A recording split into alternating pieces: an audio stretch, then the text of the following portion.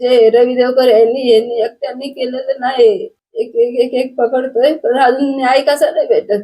त्यांचा तपास सुरूच आहे, पण त्याने अजून लवकरात लवकर करायला आज 12 दिवस झाले, अजून भेटत नाही.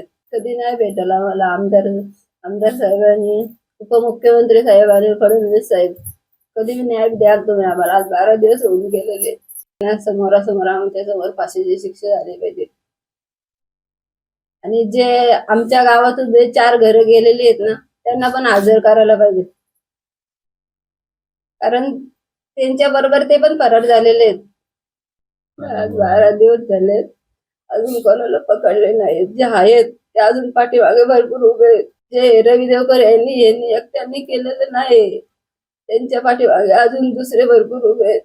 एक एक एक एक पकडतोय, पण अजून न्याय कसा नाही भेटत. अजून ते भरत भगत आहेत, त्यांचे 10 कॉल आहेत रवी देवकरला. रवी देवकर त्यांना केलेले आहेत. त्यांचा तपास सुरूच आहे, पण त्याने अजून लवकरात लवकर करायला आज 12 दिवस झाले, अजून भेटत नाहीत. कारण ते ते आहेत ते नाहीत, त्याच्या अजून पुढे भरपूर माणसं आहेत. ते भरत भगत आहेत, सुधा घारे पण आलेले आहेत अजून. ते येत का नाही समोर, ते का बाहेर लपून राहिलेले आहेत. कधी नाही भेटला आम्हाला आमदार साहेबांनी, उपमुख्यमंत्री साहेब आणि फडणवीस साहेब कधी न्याय द्याल तुम्ही आम्हाला. आज 12 दिवस होऊन गेलेले. समोरासमोर आमच्या समोर फाशीची शिक्षा झाली पाहिजे. आणि जे आमच्या गावातून जे 4 घरं गेलेली आहेत ना, त्यांना पण हजर करायला पाहिजे, कारण त्यांच्या बरोबर ते पण फरार झालेले आहेत.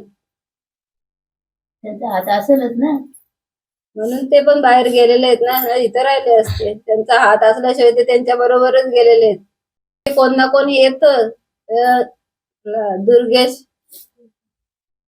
देवकर हा पहाटे 5 वाजता येतो, त्याच्या घरातून काय सामान घेऊन जातोय. हे म्हणजे पोलीस वाजून काय करतात, येतोय रात्रीचे कोण, त्यांना पाहता नाही येत काय.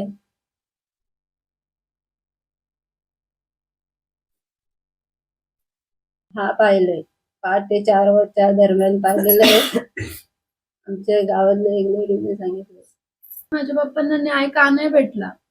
सगळे आरोपी, अर्धे आरोपी फरार आहेत, अजून ते मोकाट फिरतायत. न्याय कधी भेटेल? आज 12 दिवस झाले. माझ्या पप्पांच्या आरोप्यांना फाशीची शिक्षा झालीच पाहिजे. एवढं निर्गुणपणे मारलं त्यांना. पण लवकरात लवकर फास्टॅग मोका लावू म्हणून, पण अजून काहीच नाही झालेलं आहे. एक म्हणजे बापाची एक मुलीला सोडायला शाळेत जाऊ नाही शकत काय, तुम्ही आयात येईल असं काय.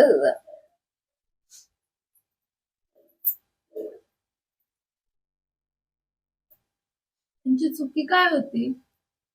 त्यांनी गावासाठी सगळं केलं, घरात कमी आणि गावासाठी जास्त, हीच त्यांची चुकी होती का? त्याच्यामुळे राजकीय नेते पण उभे राहायला डगमगतील का, आपण पडलो तर आपल्याला, आपण आलो तर आपल्याला कोणीतरी मारतील म्हणून. हा त्यांच्या मनात पण द्वेष राहील का, आपण निवडून नाही आला पाहिजे, आम्ही निवडून आलो तर आमचे हा प्रकार घडलाय. त्यांना पकडले, पण अजून जे त्यांच्या पाठीमागे आहेत ते पोलीस अजून कनेक्ट चौकशी करत. कारण रवींद्र देवकर ह्याच्यात एकट्याची ताकद नव्हती, ह्याच्या मागे अजून भरपूर जण होते. ते भरत भगत यांचे 10 कॉल होते, त्यांना अजून दुसऱ्यांचे कॉल होते, पण ते अजून काला चौकशी करत. मग ह्याच्या मागे पोलिसांचा पण हात आहे थोडाफार, म्हणून ते चौकशी करत नाहीत. मुख्यमंत्री साहेब, तुम्ही लवकरात लवकर यांची तपासणी करावी. मत आहे का, आम्ही काल कोर्टात गेलेलो, त्यांची तारीख होती. सुधाकर घारे, भरत भगत यांची, ते अटकपूर्व बेल मारत होते. तर त्यांचा रोल आता SP मॅडमने सांगितलंय का अजून आम्हाला काय तपास भेटला नाही त्यांचा.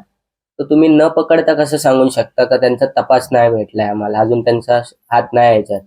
त्यांना पकडा आणि त्याच्यानंतर हे चौकशी करा, त्याच्यात त्यांचा हात आहे हे मी 100% सांगू शकतो. असे 10 कॉल भरत भगत यांचे 26 तारखेला गेलेले आहेत रवी देवकर यांना.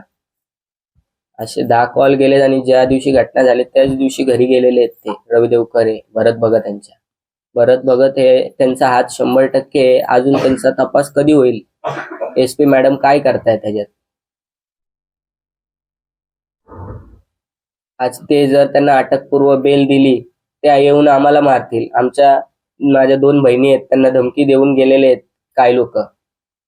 रवी देवकर यांच्यासोबत ते 4ही घरं गायब केलेली आहेत त्यांनी धमकी देऊन गेलेले आहेत. आम्हाला जीवाला धोका आहे आमच्या. महाराष्ट्रातील सर्व बातम्यांचे विश्वासार्ह व्यासपीठ, सकाळच्या सर्व सोशल मीडिया प्लॅटफॉर्मला लाईक, फॉलो आणि सबस्क्राईब करा. तसंच सर्व नोटिफिकेशनसाठी बेल आयकॉन प्रेस करायला विसरू नका.